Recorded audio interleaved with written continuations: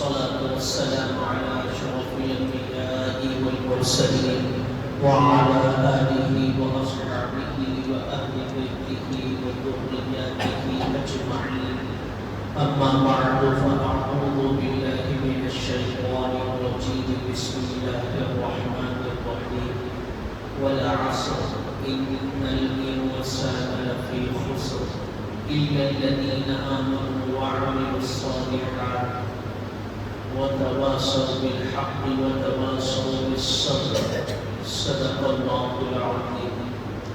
محترم بزرگوں، عزیز دوستوں اور نیکی بھائیوں، اسلامی اعتبار سے سال کا آغاز شروع ہو چکا ہے. محرم الحرام کی پہلی تاریخ ہے. اللہ تبارک و تعالیٰ کا بے پایہ فضل و کرم ہے کہ اللہ نے محرم کی پہلی تاریخ ہی میں جمعۃ المبارک جیسا دن بھی ہمیں نوازا ہے. ایسا بہت کم ہوتا ہے، برسوں بعد ایسا موقع ملتا ہے کہ سال کا شروع بھی ہو مہینے کے اعتبار سے اور دن بھی جمعہ کا ہو، جس کے بارے میں رسول اللہ صلی اللہ علیہ وسلم نے فرمایا کہ جمعہ کا دن سید الایام ہے، پورے ہفتے کر کے دنوں کا سردار ہے. اور محرم الحرام، اس کے بارے میں اللہ تبارک و تعالیٰ نے فرمایا کہ یہ اشہر حرم میں سے ہے.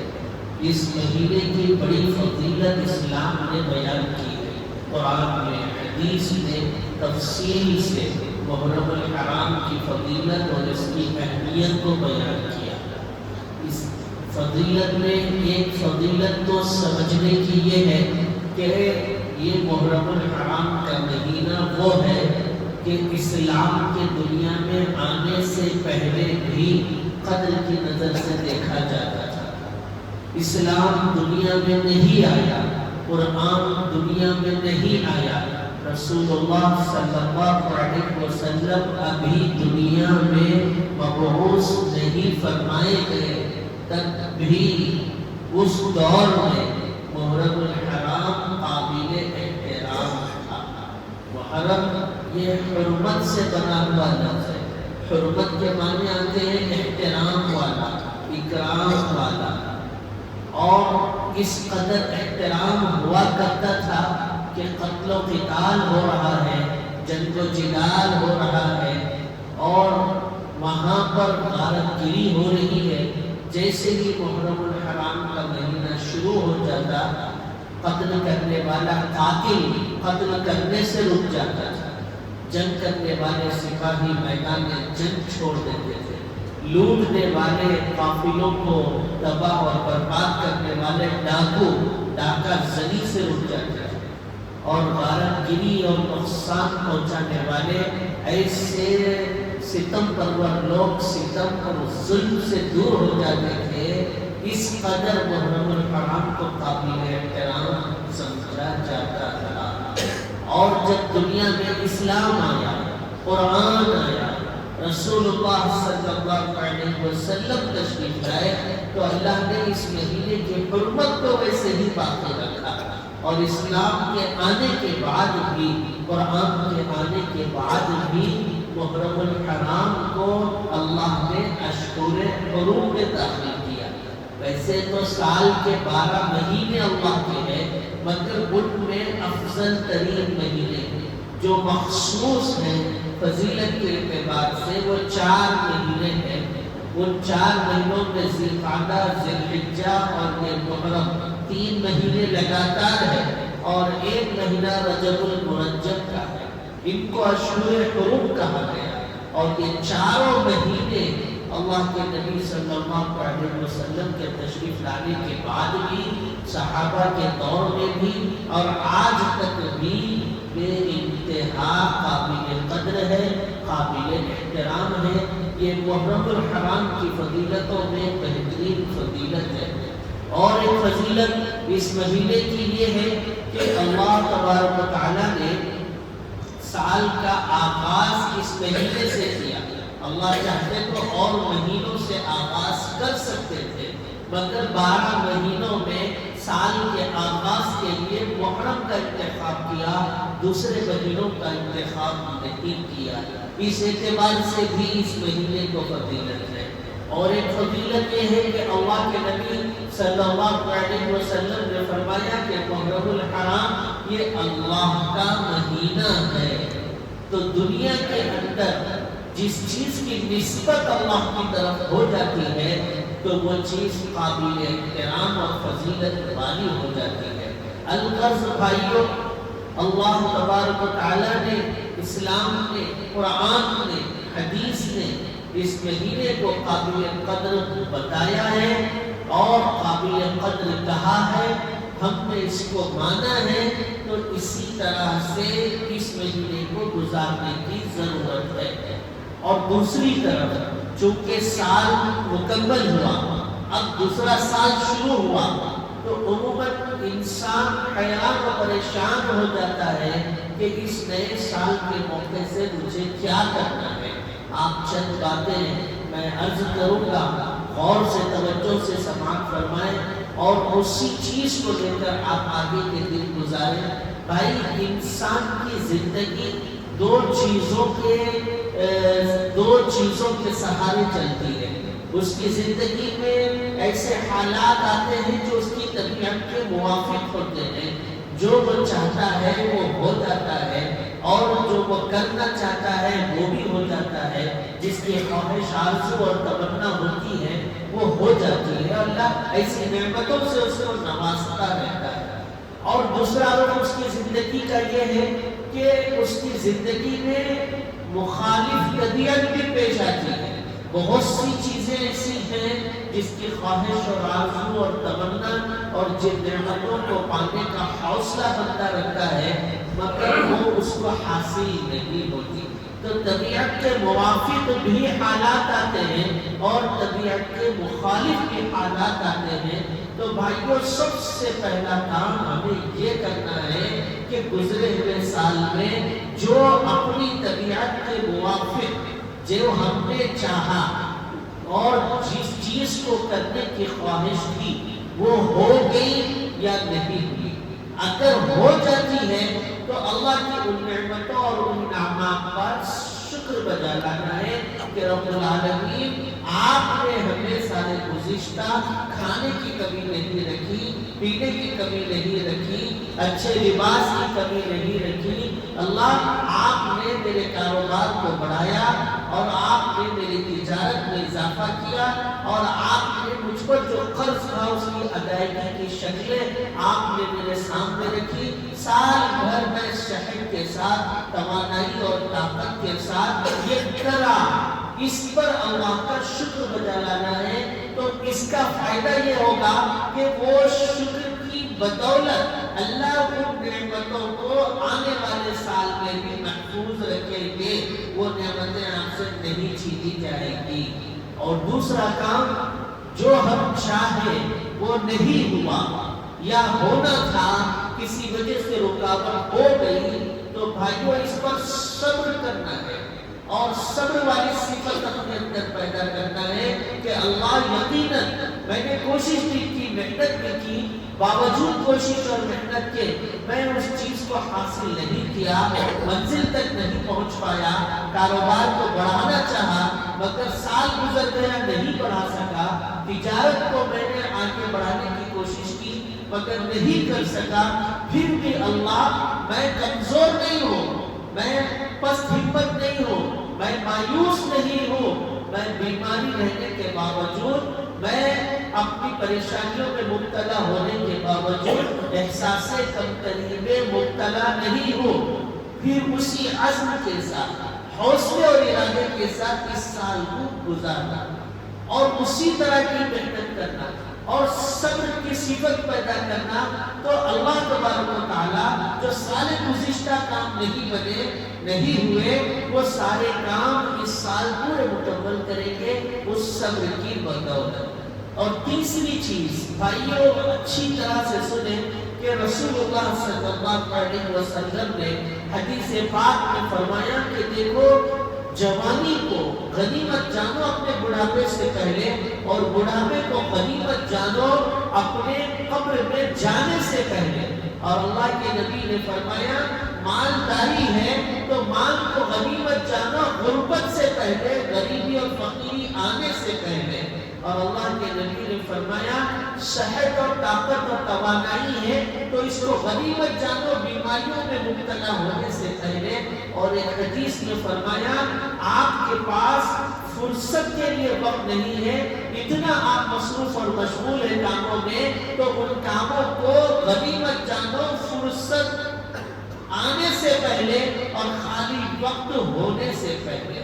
تو میری گزارش یہ ہے کہ اللہ کے نبی صلی اللہ علیہ وسلم کی اس ارشاد کے مطابق آپ اپنے آپ پر غور کریں اور اپنے آپ کا جائزہ لیں، اپنی صحت کا جائزہ لیں، اپنی طاقت اور توانائی کا جائزہ لیں۔ وہ ساری چیزیں جس سے صحت متاثر ہوتی ہے، بیماریوں میں انسان مبتلا ہوتا ہے، ان چیزوں سے بچنے کی کوشش کرے۔ عموماً باہر کے کھانوں سے اور رات میں دیر سے سونا اور صبح دیر سے اٹھنا، وقت پر کھانا نہیں ہونا اور پانی میں بے احتیاطی ہونا اور جیسے جیسے پانی کا استعمال کر لینا اور خاص طور سے گناہ کی طرف انسان کا زیادہ مبتلا ہو جانا، یہ ساری چیزیں اس کو جوانی کے باوجود بھی بوڑھا کر دیتی ہے۔ وہ 25 سال کا رہتے ہوئے بھی 50 سال کا ہو جاتا ہے۔ سب سے زیادہ کمزوری انسان کے جسم میں آتی ہے تو یہ گناہوں کی نحوست کی وجہ سے آتی ہے۔ تو آپ اس کا جائزہ لیں کہ میں اپنی صحت کو لے کر کتنا فکر مند ہوں۔ اگر کوئی بندہ 12 بجے سے پہلے سوتا ہے تو کوشش کریں کہ میں اور پہلے سو جاؤں، کوئی 12 بجے کے بعد سوتا ہے تو کوشش کریں کہ میں 12 سے پہلے سو جاؤں۔ کسی کا کھانا وقت پر نہیں ہوتا ہے، کوشش کریں کہ آپ وقت پر کھانا کھائیں۔ یقیناً دنیاوی ضرورتیں ہیں، معاشی مسائل ہیں، آمدنی ہے، نوکری ہے، جاب ہے، تجارت ہے، مگر ان سب سے بڑھ کر کوئی اہم ترین چیز ہے تو وہ آپ کی صحت ہے، وہ آپ کی طاقت ہے، توانائی ہے۔ بھائی صحت سے بڑھ کر کوئی نعمت نہیں ہے، اس طرح کہا جاتا ہے، سنا جاتا ہے، مگر عمل کوئی نہیں کرتا۔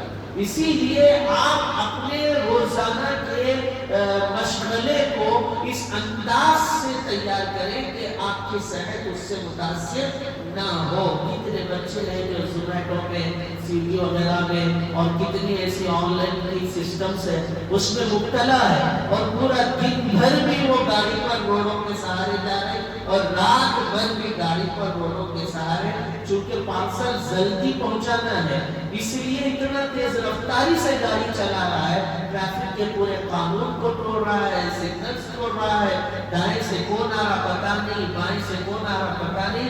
روزانہ اخبارات میں سرخیاں چھپ رہی ہے کہ زومیٹو بوائے ایسا تھا، اس کا ایسا ایکسیڈنٹ ہو گیا، کسی کا پیر ٹوٹ رہا ہے، کسی کا ہاتھ ٹوٹ رہا ہے اور کسی کا سر پھٹ رہا ہے اور کوئی تو جان بھی گنوا رہا ہے۔ پھر کس کے لیے؟ ایسی طاقت، ایسی توانائی اللہ رب العالمین نے دی۔ تو آپ غور کریں کہ گزشتہ سال میری صحت کتنا متاثر ہوئی۔ اگر کوئی بندہ بیمار ہے تو وہ بھی غور کرے کہ میں نے اپنی بیماری سے کتنا افاقہ پایا اور کتنا میں نے اپنے آپ میں احتیاط کی۔ اور اگر کوئی بندہ ایسا ہے جو بالکل خالی وقت اس کا گزرا ہے، پورے سال کا جائزہ لے کہ میں نے پورے سال میں دن کے 12 گھنٹوں میں کتنا وقت میں نے ضائع کیا۔ آج کل تو شوق ہو گیا بھائی وقت ضائع کرنے کا، مزاج بن گیا، کسی بھی طرح سے ٹائم کو پاس کیسا کرنا یہ فکر لاحق ہو گیا، ایک شوق ہو گیا، ایک مزاج ہو گیا، دوستیاں ہو گئی، یارانہ ہو گئے، ہوٹل بازیاں ہو گئی، چوراہے ہو گئے، گلی کوچے ہو گئے۔ کسی بھی طرح سے وقت کو کیسے پاس کرتے، آدھے گھنٹے کے کام کو 1 گھنٹہ، 1 گھنٹے کے کام کو 2 گھنٹے، ہوٹل میں چائے پینے کے لیے رکا، صرف 5 سے 6 منٹ بڑی مشکل سے لگتے ہیں، وہاں بیٹھا اور بیٹھ کر کے آدھا گھنٹہ اس نے لگا دیا۔ دسترخوان پر کھانے کے لیے 15 سے 20 منٹ لگتے ہیں، ہوٹل میں بیٹھا اور دو دوستوں کو بلایا اور گپ شپ مارتا ہوا 1.5 گھنٹہ 2 گھنٹے تک، پھر کیا کرا؟ وہی دال کھانا، پاپڑ انڈا کا، اور کیا کرا؟ اس کے واسطے 1.5 گھنٹہ۔ تو وقت کو ضائع کرنے کا ایسا مزاج بن گیا ہے، اور یہ ایسی بیماری ہو گئی، اس میں کیا بڑے کیا چھوٹے، کیا مرد کیا عورت، کیا جوان کیا بوڑھے، اور موبائل فون نے تو ان کے لیے پورا کام آسان کر دیا ہے۔ بڑی آسانی کے ساتھ موبائل فون کے ذریعے سے پورا دن کا وقت گزارا جا رہا ہے، پوری رات گزر رہی ہے۔ جناب عالی نیت میں ہی ہے کہ فجر میں اٹھیں گے، کیسے فجر میں اٹھیں گے؟ اللہ پاک کی توفیق ہوتی ہے تو اس وقت ہوتی ہے جب بندہ اپنے آپ کو بدلنے کی کوشش کرتا ہے۔ جب آپ خود اپنے آپ کو بدلنے کی کوشش نہیں کریں گے تو توفیق الہی کیسے ہوگی؟ قرآن پاک میں اللہ پاک نے فرمایا ان اللہ لا یغیر ما بقوم حتی یغیروا ما بانفسہم، کہ اللہ کسی بھی قوم کو اس وقت تک نہیں بدلتے جب تک کہ وہ قوم خود اپنے آپ کو بدلنے کی کوشش نہ کرے۔ اسی لیے آپ جائزہ لیں نئے سال کے موقع پر کہ میں نے سال گزشتہ میں کتنا وقت خراب کیا، کتنا وقت میں نے برباد کیا، اور کتنی ایسی میری مجلسیں تھیں اور کتنی ایسی محفلوں میں میں شریک ہوا، کتنی تقریبات کے اندر میں شریک ہوا۔ بڑی مشکل سے 20 منٹ آپ کو لگیں گے، آپ پورے سال میں آپ جائزہ لے لیں اور آپ دیکھیں اور کوشش کریں کہ اس سال میں وقت کو ضائع نہیں کروں گا۔ کتنے نوجوان بچے ہیں جو گھروں میں بیٹھے ہوئے ہیں، نہ وہ مسجد میں آتے ہیں نماز پڑھنے کے لیے، نہ وہ قرآن کی تلاوت کرتے ہیں، نہ ان کا پڑھنا لکھنے کا مشغلہ ہے، نہ کام کے لیے جاتے ہیں، نہ جاب کی ان کو تلاش ہے، کچھ نہیں۔ صبح 10-11 بجے تیار ہوئے باہر نکلے، وہ دوست کو فون کیا، یہ دوست کو فون کیا، دوپہر میں بھوک کی شدت بھی کوئی مل گیا اس کے ساتھ کھا لیے، نہیں ملا گھر پہ آئے کھائے۔ جناب عالی 20-25 منٹ گھر میں رکے اور فوراً پھر دیکھو تو رات کے 12 بجے کہاں ہے؟ نہیں تو نوکری کے لیے گیا تھا، انٹرویو دینے کی کوشش کیا، جاب کے لیے گیا اور اس سلسلے میں اس سے ملا، اس سے ملا، ملنے میں ہی سال نکل گیا۔ ایک روٹی کوڑی انہوں نے نہیں کمایا اور 5 سے 10 منٹ انہوں نے محنت نہیں کی۔ ایسے بچوں کو سوچنا چاہیے کہ زندگی بھائیوں بہت غنیمت چیز ہے، بہت غنیمت چیز ہے۔ آپ یہ آنکھ کی قیمت اس سے پوچھو جو اندھا ہے، اور پیر کی قیمت اس سے پوچھو جو چل نہیں سکتا، لنگڑا ہے۔ یہ ہاتھ اللہ کی کئی سی نعمت ہے، اس سے پوچھو جو لولا ہے، جس کے پاس ہاتھ نہیں ہے۔ بھوکے سے زبان کی قیمت پوچھو۔ اللہ نے آپ کو سب کچھ دیا، اس کے باوجود اگر آپ وقت کو خراب کرتے ہیں، برباد کرتے ہیں، زیادہ تر اپنا وقت فرصت میں نکالتے ہیں، تو آپ سے بڑا بے وقوف کوئی نہیں۔ حضرات صحابہ رضوان اللہ علیہ مجمعین کی زندگیاں آپ پڑھیں گے اور ان کی زندگی اور ان کی صبح و شام پر اگر آپ نظر ڈالیں گے تو حیران ہو جائیں گے، حیران ہو جائیں گے۔ 17 سال کا نوجوان اور میدان جنگ میں بڑے لشکر کا سپہ سالار بن کر دشمنوں سے مقابلہ کرنے کے لیے تیار اور اسلام کو جتانے کے لیے تیار۔ 8, 9, 10 سال کے بچے تیر بازی میں ماہر، تلوار بازی میں ماہر، گھوڑ سواری میں ماہر، اور 13-14 سال کی عمر میں اپنے قبیلوں سے نکل کے دور دور ملک شام، ملک عراق پہنچ کر سامان تجارت فروخت کر کے آنے والے بھائیوں میں صحابہ کی مثال کیا دو؟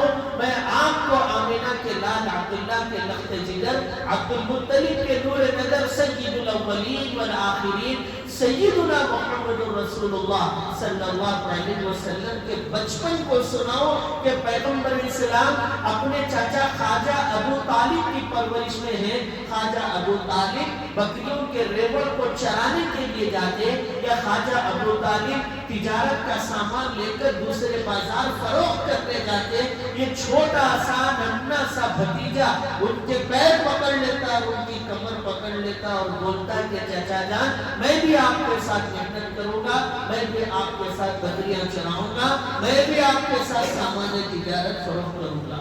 رسول اللہ کی زندگی کہیں بھی آپ نہیں بتا سکتے کہ ایک لمحے کے لیے پیغمبر اسلام نے وقت کو ضائع کیا ہو۔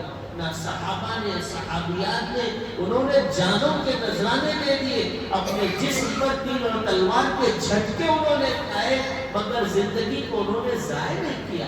آج انسان بہت آسانی کے ساتھ وقت کو ضائع کر رہا ہے۔ فارغ وقت آپ کے لیے وبال جان ہے، وہ موت کا پیغام ہے اگر کوئی اپنے وقت کو ضائع کر رہا ہے۔ موت کا پیغام ہے، آپ سن لیں۔ آدمی جب تک کام میں ہوتا ہے اور مصروف رہتا ہے اور وہ کسی نہ کسی مشغلے میں رہتا ہے تو اس کا پورا جسم ایسا چلتا ہے، اس کی باڈی اتنا کام کرنے لگتی ہے، اس میں طاقت اور توانائی آتی ہے۔ اور جب انسان کام سے دور ہو کر خالی گپ شپ کرتے بیٹھے یا لیٹے کا لیٹا رہے یا باتوں کا باتیں ہی کرتا رہے تو پھر اس کا جسم اس کے لیے وزن ہو جاتا ہے، پھر اس کی باڈی وہ کام نہیں کر پاتی جو کام اس کو اس عمر میں کرنا چاہیے۔ کیا ہے بھائی، ابھی آپ سن رہے ہیں کیسے حالات ہے، ڈاکٹر بھی پریشان ہے۔ 25 سال کا بچہ ہے، اس کو بی پی ہو گیا، اس کو شوگر ہو گیا۔ 18 سال کا بچہ ہے، اس کو ہائی بی پی کے ٹیبلٹ وہ کھا رہا ہے، شوگر پیشنٹ ہو گیا، کسی کے گھٹنوں میں درد ہو گیا، کسی کی کمر درد ہو گئی، اور 35 سے 40 سال کے درمیان تو پوچھو ہی نہیں، ایسا ناکارہ ہو جا رہا ہے کہ ڈاکٹر بھی اس کے لیے دوا تجویز کرنے کے لیے مجبور ہو جا رہا ہے۔ یہ کیا ہے؟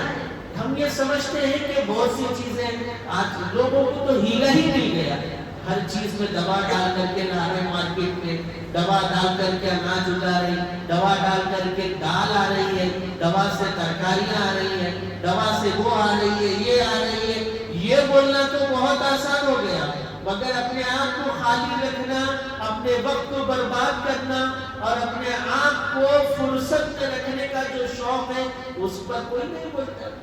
کیوں بھائی، ایک آپ ہی اسی زمانے میں ہے، دوسرے نہیں ہے۔ کتنے ایسے کامیاب لوگ ہیں جنہوں نے وقت کی قدر کی تو منزلیں خود ان کا قدم چننے پر مجبور ہو گئی۔ اسی کے گزارش ہے میری کہ اس نئے سال کے موقع پر آپ سال گزشتہ پر غور کریں، کتنا وقت میرا خراب ہوا، اس وقت کو آپ کام میں لانے کا مزاج پیدا کریں۔